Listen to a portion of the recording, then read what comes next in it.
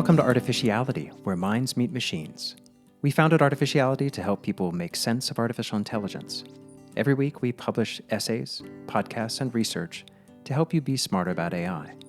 Please check out all of Artificiality at www.artificiality.world. We're excited to welcome to the podcast Dr. Angel Acosta, an expert on healing-centered education and leadership. Angel runs the Acosta Institute, which helps communities process trauma and build environments for people to thrive. He also facilitates leadership programs at the Garrison Institute that support the next generation of contemplative leaders. With his background in social sciences, curriculum design, and adult education, Angel has been thinking deeply about how artificial intelligence intersects with mindfulness, social justice, and education. In our conversation, we explore how AI can help or hinder our capacity for contemplation and healing. For example, does offloading cognitive tasks to AI tools like ChatGPT create more mental space for mindfulness? How do we ensure these technologies don't increase anxiety and threaten our sense of self? We also discuss the promise and perils of AI for transforming education. What roles might AI assistants play in helping educators be more present with students? How can we design assignments that account for AI without compromising learning? What would a decolonized curriculum enabled by AI look like? And we envision more grounded, humanistic uses of rapidly evolving AI, from thinking of it as ecological technology interdependent with the natural world to leveraging its pattern recognition in service of collective healing and wisdom. What guiding principles do we need for AI that enhances both efficiency and humanity? How can we consciously harness it to create the conditions for people and communities to thrive holistically? We'd like to thank our friends at the House of Beautiful Business for sparking our relationship with Angel. We highly recommend you check out their events and join their community. Now, let's dive into our conversation with Angel Acosta. Angel, thanks so much for taking the time to talk to us. We're really excited to be able to have a conversation on a podcast with you. Perhaps you could start off by telling us about the Acosta Institute and what got you interested in AI related to the other work that you do. Yes, such a pleasure to be here, both of you. Really want to give thanks to the House of Beautiful Business for connecting us. You know, my work straddles two institutions, the Acosta Institute and the Garrison Institute.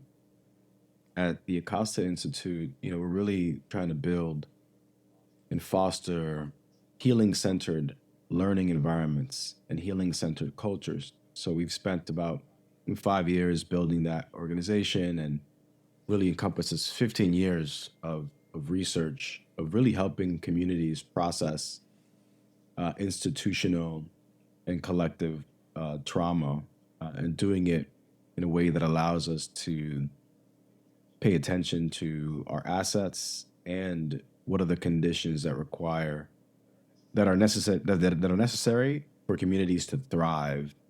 So we've hosted all kinds of conferences and workshops and events to help educators in particular, but also consultants and leaders develop a healing-centered approach to how they facilitate community building and facilitate restorative practices. So I'm really grateful for that work.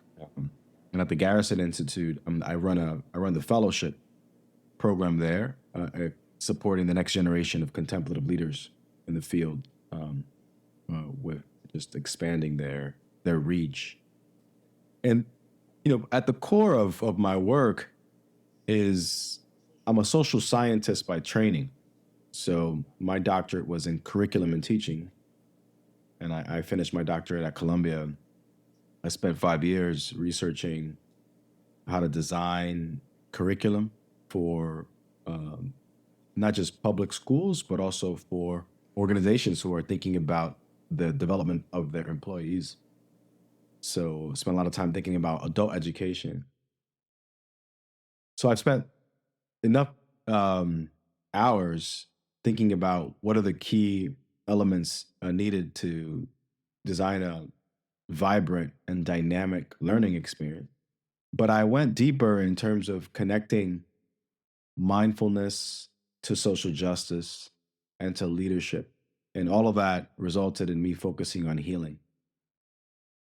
And in terms of AI, if you think about mindfulness, social justice, and leadership, artificial intelligence bursts through all of those fields. And so for me, over the last 2 years, as I've seen the AI uh, technologies uh, evolve rapidly, I began to pay attention to how they were impacting adult learning and adult development. And I felt that I could have something to say and do to help communities adapt to what seems to be one of the greatest evolutionary leaps in our species history. Some scholars, as you know, are equating this moment to or similar to the Industrial Revolution, maybe bigger. So I just found it irresponsible of me to know what I know about education and to have the skill set that I have and not put myself in the middle of helping community members become more confident in their development of AI skills. And also, more importantly, I think, processing the anxieties around that kind of technology, which requires such delicate handling. So we started to host workshops. We titled them Artificial Intelligence for the Rest of Us. And it was a play on what was happening at the time with, the wonderful, a deep respect for Sam Altman and the others. But this concentration of power in regards to these exponential technologies at the hands of a few. So the name artificial intelligence for the rest of us is me trying to play around with the idea that we also need to concentrate power in community in terms of allowing us to understand how to use these technologies. And that series has been really successful and really fun. We've had 85-year-old come in to learn how to use ChatGPT. And sometimes with them, just keeping them on the call, it's a success. And then we developed a provocative conversation around this question: can AI heal us? That was an event we hosted with the House of Beautiful Business. There's a wonderful 2-hour conversation on YouTube right now that you can find. And then we also produced a Can AI Heal Us magazine, which will be released in the coming months. So we've been playing around a lot with AI, and we've also developed some custom GPTs that we have launched for the community, which I can speak to that a little bit more later.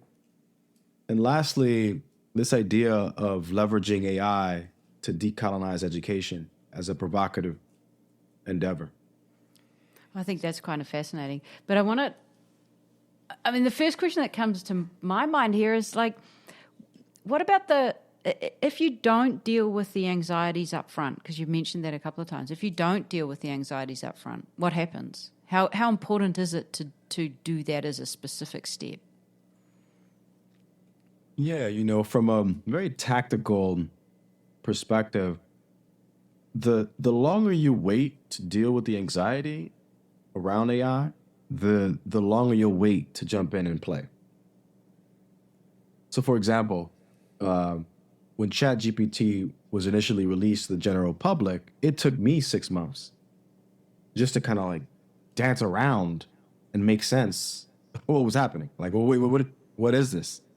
And it wasn't until 6 months in that I was kind of I don't even know if I belong in this field. I don't understand the technologies. What is a language models? What is this thing called scraping? What are the ethical implications? It took me 6 months to get over all the data that I had to process to feel comfortable, even to create a ChatGPT login. So from a tactical perspective, giving people spaces and opportunities to process their anxieties moves them along that decision-making process a little faster, and people don't have to wait so long until they feel comfortable to jump in. So from a tactical place, we need to do it so that people can jump in as soon as possible and start their adaptation process. One of the analogies that I use with people is, I mean, if you think about just the internet, just the evolution of the internet, and think about when you got your first email and you started to use email. You know, it took some time for you to develop that email, to develop a certain fluency with sending and receiving emails. But then after a while, you were engaging in this new form of communication fluidly. So really helping people kind of process their anxiety so they can start to use the tools. But I think more importantly is that the more people wait or delay them entering into this new digital exponential phase, it's not that they will be left behind, because that triggers more anxiety.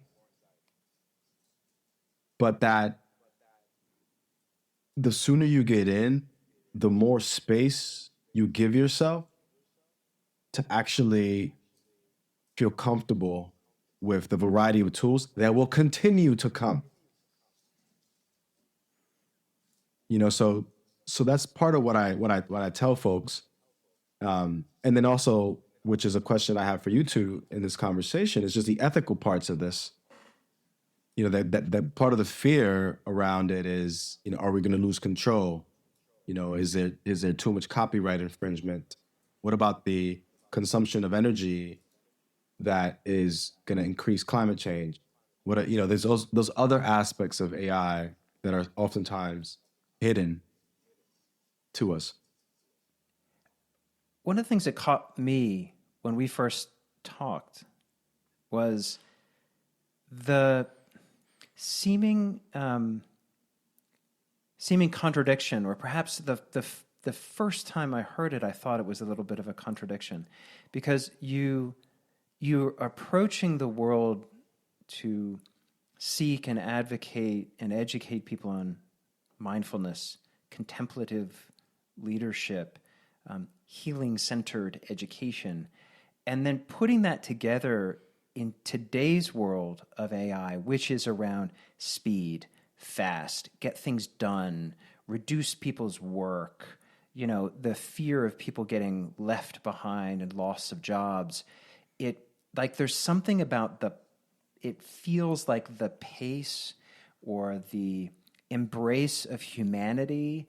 And so when you talk about contemplative leadership together with what is now this like crazy noise of AI, it did make me feel a bit like we're sort of kindred souls in that we're not 100% optimists about this at all. Every workshop we run, we start with a question of what's your excitement to fear ratio, because we want to understand and invite people to have both, you know, excitement and fear.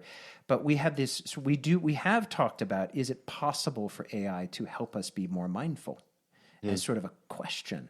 And I guess that's what was sort of that attraction moment at first, was like the beautiful things that you seek to amplify in humanity seem to be at odds with the way that the Silicon Valley types are trying to make this technology come into our lives. Yeah. And I guess I'm not sure there's really a question there. It's more of a statement and an offer and an invitation to reflect on how you found or look for that source of beauty in using this technology when that might feel foreign to many. You know, they're seeing it as this task enhancer that's maybe going to reduce their job, and you're inviting people, for the rest of us, to see that there might be something more beautiful in it. Yeah, no, thank you for that invitation. If I may go back to the previous question briefly around why it's important to help people process the fear, one thing that I left out was that when we have too much accumulated fear around a particular topic, our sympathetic nervous system is overactive. So when we're talking about AI or trying to engage in learning in it, our body literally feels threatened. And could you imagine the quality of your learning if consciously and subconsciously you feel threatened. So just wanted to make that point that the more we help people process their fear around AI, the more they can step into learning experiences with AI that activate the opposite, the parasympathetic nervous system, and they can actually learn more. So that's part of how I deploy contemplative science into this space of AI, is knowing what I know about neuroscience, knowing what I know about the nervous system, to slow down in order to think about how we can adapt to this exponential moment in a way that meets our hardware of our brains and our bodies, right? Because that's the big contradiction now, not just culturally and economically, where the goal is to make things more efficient, outsource more and more labor, but also we're also talking about adapting to a technology that is almost in contradiction to how the human organism works. Like, we need to rest. We have our circadian rhythms. We have so contemplative science allows us to understand how we can slow down through mindfulness to actually keep up, right? So there is a way to slow down and to regulate our nervous system when it comes to these exponential technologies, so that we can almost jump on the horse at the right moment and be able to move. So, for example, it's somewhat like holding paradox. I can both at the same time slow down my nervous system, engage in practices that allow me to be fully embodied and somatically aware, and at the same time have an incredibly busy schedule that requires me to do all the things, from fatherhood to business leader, etc.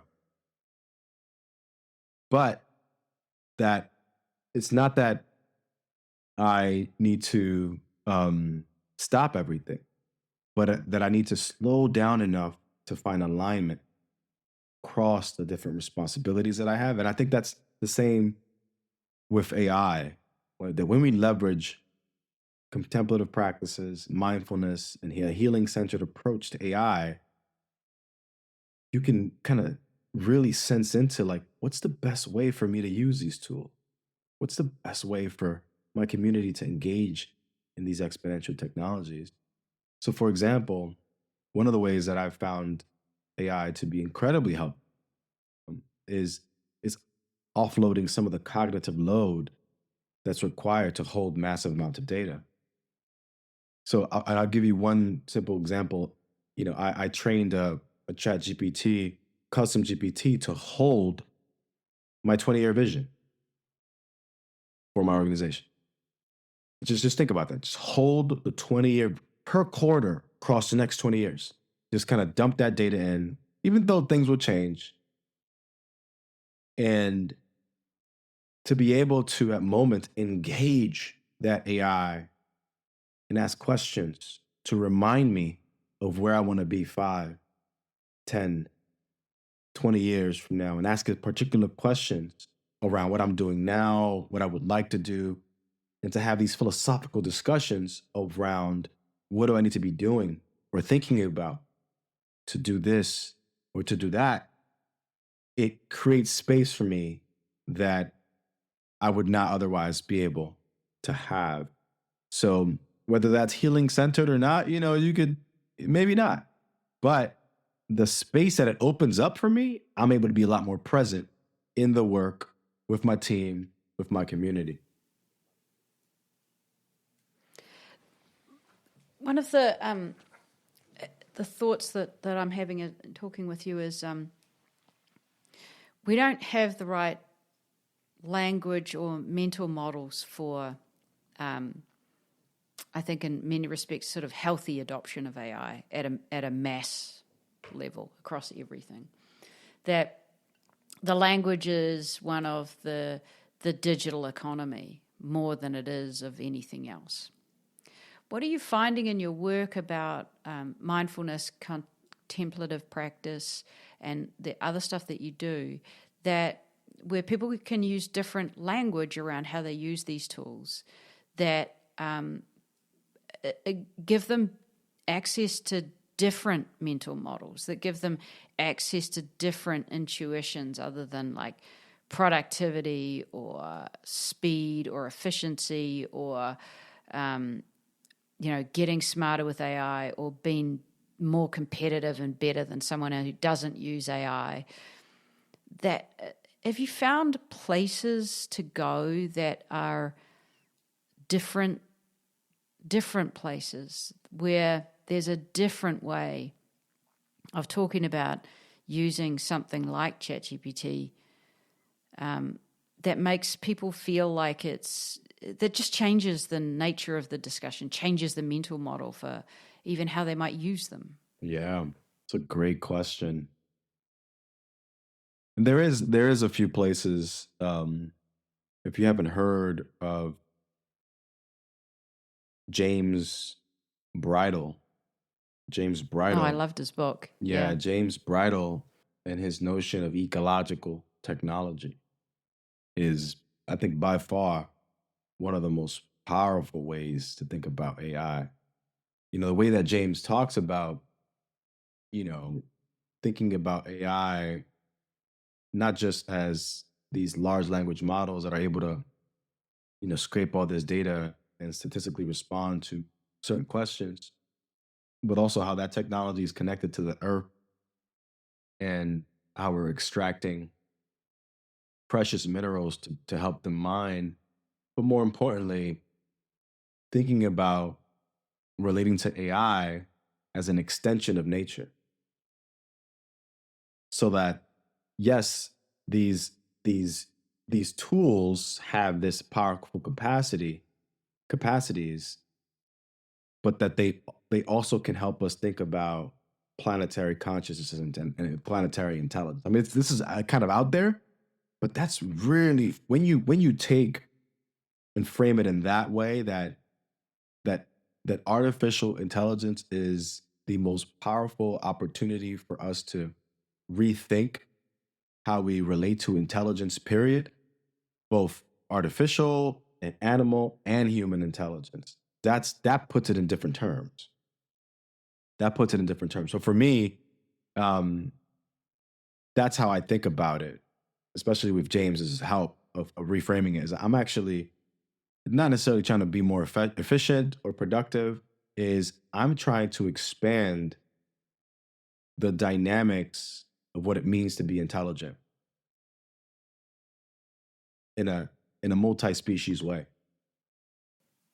Yeah, I totally relate to that. I mean, that's part of when people say, "Why do you have complexity and complexity science as part of AI?" And to me, it just sort of is kind of obvious. But then I'm reminded that it's actually not obvious. That it's part of understanding that there's there's so many different ways that AI can take us to other spaces of what it means to be intelligent. Because it's not like us. It's totally alien. It's a completely different kind of intelligence. We don't see that. Most people, we're prevented from seeing it because the discourse is about artificial general intelligence and about, beating humans and benchmarks with humans. But to me, that's just missing the point. Mm-hmm. And it also raises so much anxiety that doesn't need to be there. You have to spend so much time explaining what a different morphological state would be for an intelligence. Mm-hmm. What does collective intelligence mean with machines? What is some sort of collective consciousness? How do we even conceive of what that might look like without even getting to a conversation about whether a machine is conscious or not? You don't even have to go to that level. But it's, I agree with you. His book was a wonderful journey in different ways of thinking about critiquing the way to think about AI. And we'll put in the show notes because he did do a great interview with Emergence magazine. That is shorter than the book. The interview with Emergence magazine, Ecological Technology, is an incredible conversation. I'd love to shift and ask your your opinion, your view on AI as part of education. Are we, in our work with, mostly in higher education, with colleges, universities, faculty, students, there is everything from some level of excitement through to existential crisis of these tools will prevent us from learning at all, and faculty having a lot of trouble finding an optimistic path of how to recraft what they do with these tools. And I'm curious how you think about that. I mean, and what you would say to teachers and educators. Yeah, I think it's important to frame the history of education in the US in particular, but also just more broadly in our global system. It's been always due for a redesign. There's been classic debates since the beginning of mass public education around what should we teach. That's been a very long-standing debate. You want to acknowledge the development of compulsory mass education in the United States in particular in the late 19th century. When the United States and many other countries, but specifically the US, were beginning to experience the influx of many migrants from Europe. You had to think about that. You had all these people coming and the country wrestling, like, how do we teach these? How do we train them? How do we train their children? So public education, compulsory mass public education, and it's, around 150, 170 year period, has required some kind of reform. And you've seen it happen, especially in private schools, the ways that, private schools give students a lot more space to discover their interests, a lot more opportunities to learn by doing. So this is kind of a learn by doing moment, where the fundamental ways that we perceived getting an education, they don't necessarily work anymore. A prompt, learning how to design a prompt now has more material and financial consequence than taking a 101 course in core general requirement at a university. And so it's a bit of a balance. Like, we want to honor the fundamental building blocks of a good, solid liberal arts higher education. I am a benefactor of that. I love it. I love it. I love it. I love it. And at the same time, with the ways in which these AI tools will allow us to explore education deeper, and then use that education for material gain in a faster way, the system has to adapt. Uh, um, and then cheating and plagiarism is a very real thing. Like, students and people in general will leverage these tools to falsely present and demonstrate what they know. That is true. So in that regard, which is, I sense is one of the biggest anxieties in higher ed, is kind of really thinking methodically around how do you design assignments that account for the use of exponential technologies like AI, right? So, and one of the ways is integrating it. So you can use AI for this assignment, you can use AI for this task, but like in math, demonstrate how you used it, demonstrate how you use it, demonstrate the prompt, right? So there is a way for us to tinker around the use of AI in education. We just got to do a little bit more thinking around it. I firmly think that you could position AI in the classroom in a way that would support students to feel more comfortable in their exploration of subject matter. I think that's possible. I also think it's possible for you to integrate AI as a companion to a faculty member to offload certain tasks that are bureaucratic and to enable the faculty member to spend more time doing the task of teaching. You'd be surprised how much time a faculty member spends on non-teaching and non-educating related tasks. So by the time that a professor is in the classroom or doing anything related to student relationship, he or she or they are exhausted. So there are ways that we can leverage AI to carry the cognitive load of tasks that could otherwise give the professor and teachers more time to spend in the relationship with students. Because if anything improves the educational outcome of any community, of any students, is the quality of the relationship between student and teacher.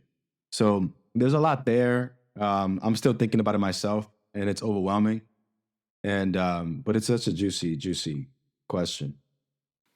I'm glad you say it's overwhelming, because I think that, I do see a lot of people wanting sort of an instant answer here, and it's much more than just how. I mean, if you read documents from Microsoft, and it'll be, it's about teaching critical thinking through AI, and I'm like, well, hang on a minute, there's just got to be so much more than that.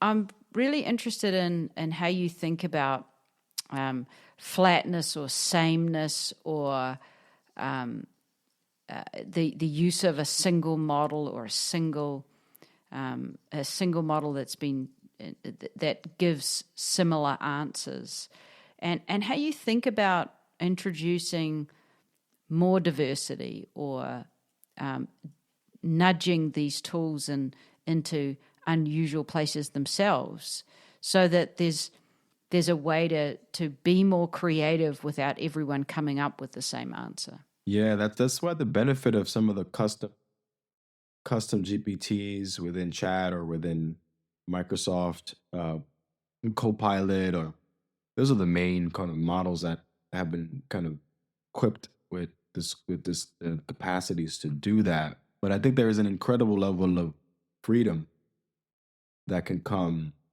with leveraging custom large language models that you can train with your own proprietary data, and specifically where the data is not subject to use for further training to protect your data.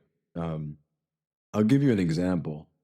I was working with a group of faculty members at a university, at a city college, and this group of faculty received a really big grant to explore different ways to teach from a decolonial and embodied perspective. So, given that a lot of our Western educational structures have really dark histories when it comes to uh, marginalized communities, the whole field of anthropology was built on the backs of examining natives, quote unquote natives.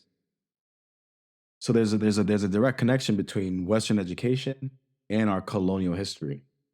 So this university got a grant to think about how do you decolonize education, and what is that, and what are some of the practices, ranging from teaching indigenous languages, teaching indigenous history,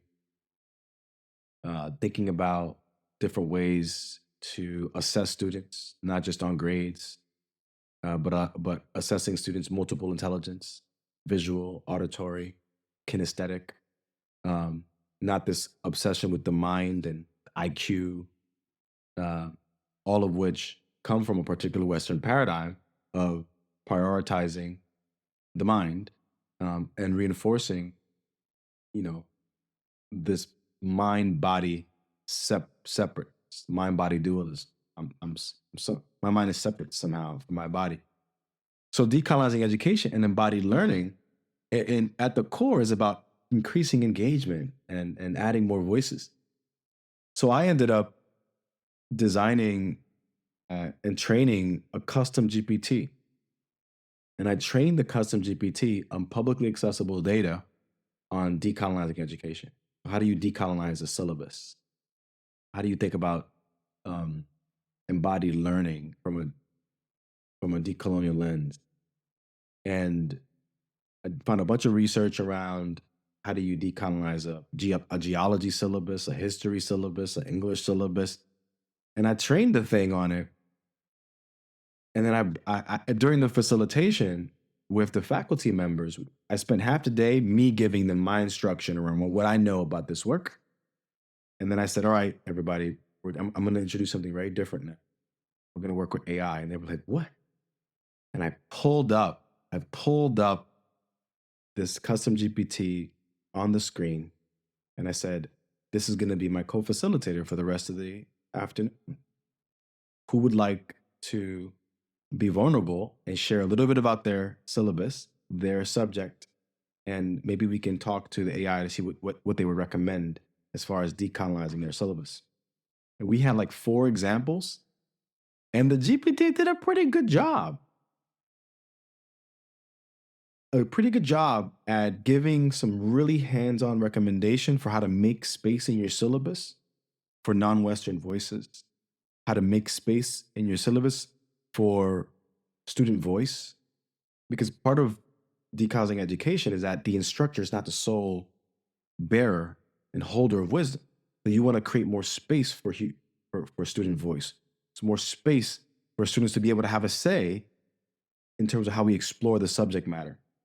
So it was a fascinating moment. It was the first time I used AI to co-facilitate a session, and they were excited. But I did do a little bit of work in the beginning to process the anxieties around AI, so that when we started using it, it was a little bit more generative. So that's how I've been trying to experiment with creating different inputs, generating different outcomes. Is leveraging it to do the work of dismantling oppressive structures and approaches to education. I could see, tell me if I'm off here, but I could see how using that co-facilitator created more space for you to be present in the room too. I mean, you're not working, part of the cognitive load of facilitating, which we do quite a lot of, is the challenge of being present for the people in the room, but also having your mind very much on the task at hand that you're trying to take someone through. Working through what your syllabus is, and I'm trying to come up with practical ways that you might change your syllabus, but you've offloaded some of that to the AI that you can recall, and you could be there. Now, we do some of this because we co-facilitate, so one of us is kind of driving the conversation, and the other one's trying to think about what the task at hand is, or those kinds of things, but having a co-facilitator could be quite helpful in that way. Well, and also, thinking about it as there's just so much show not tell there. You're showing that it's possible to work with an AI co-facilitator and not expect perfection, because that's not the goal. It's how do I offload some tasks to this co-facilitator that's going to get me 40, 50% the way there. The classic, it's a good start. Yeah. And I'll just say two additional things that I think you two would appreciate about the use of that particular GPT. We called her Solara, and is one. Once I trained her all the data that was publicly accessible and that I knew and about decolonizing education across a variety of fields. And I played around with her around, the interaction instructions, so that she is a learning coach and a curriculum design specialist. Once we got to that fine tuning of the GPT training, I then turned to her and I asked around, what she now knew about the core tenets, principles, and criteria for decolonizing education. And she gives me a lot, and I'm like, "Ooh, interesting." Things that I already knew that I could affirm that, okay, she's on the right track. And then I proceeded to with some dialogue and with my expertise, we designed a decolonizing your syllabus rubric. So a rubric, with tables, so that a person can look at their syllabus and look at this rubric across these dimensions and score themselves. In education, they love rubrics. Anything you can use to assess and measure. So here with Solara, we built this decolonizing education rubric, which we used live during the live instruction with the faculty. Now, here's a thing you need to know is when I was facilitating, I gave the rubric to the faculty. They loved it. They scored themselves. They were all like, oh my God, here's where I'm weak here. And then when I told them, I said to them, I was like, look, if I was a little less humble, I wouldn't tell you this, but I actually co-designed the rubric with the AI we're about to use. Mouths dropped. 1. And then 2, the final thing is, if artificial intelligence, based on what some scholars are saying in regards to the ways that it infringes upon copyrights, it exploits nature, it has the potential to be unethical force, then I find it poetic justice that I could play around and create a GPT that would try to decolonize education. So true. That is so true. Thank you so much for your time today. I feel like this feels to me like the prelude of a much longer conversation, but it feels like a good stopping point here. I really appreciate the time to learn about your approaches. I think that the way you've used GPTs yourself is it's got my mind sort of worrying and thinking about how I might do some of the same things. And I will say that the one thing I'm really holding is your phrase that creating a custom GPT has given you more space.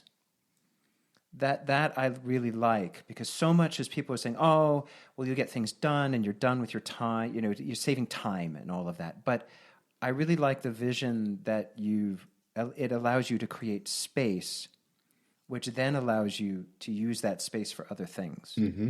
I think that's quite beautiful and profound. So that's my number one takeaway from this conversation. Yeah, thank you so much. Such a pleasure and a privilege.